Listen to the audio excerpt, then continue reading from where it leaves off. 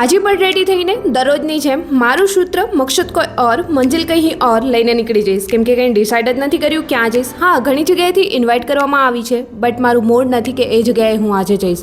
ચલો તો પણ રસ્તામાં ગયા પછી, બહાર નીકળ્યા પછી મારું મૂડ ઓન થાય છે, તો મેં બી ડિસાઇડ કરીશ કે એ જગ્યા પર મેં પહોંચું. ચલો ફાઇનલી નીકળી ગઈ છું અને અત્યારે પહોંચી ગઈ છું મેં સર્વેશ્વર ચોકમાં, જ્યાં ગણપતિ દાદોની થીમ રાખેલી છે રામ મંદિર ઉપર.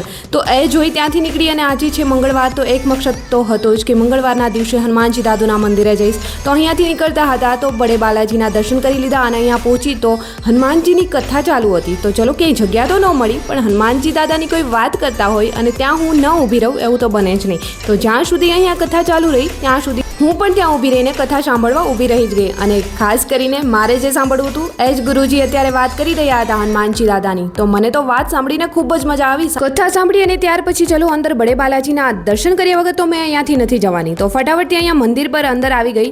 ચલો ત્યાં નજીક ઊભા રહીને તો દર્શન કરવા ન મળ્યા, પણ દૂરથી એમના દર્શન કરી આશીર્વાદ લઈ મેં પણ નીકળી ગઈ. અને અત્યારે મેં પહોંચી ગઈ હતી એક ગિરનારી ભૂસું ટેસ્ટ કરવા માટે, પરંતુ ત્યાં જ્યાં નાની નાની છોકરીઓ મળી ગઈ કે દીદી કંઈક આપો ને આપો ને, બટ મારી કન્ડિશન એ ન હતી કે હું એમની વધારે હેલ્પ કરી શકું. જેટલી બી હેલ્પ થઈ એટલી મેં, જ્યારે પણ મારી પાસે કોઈ માગવા આવે છે એમની એટલી હેલ્પ તો મેં કરું છું.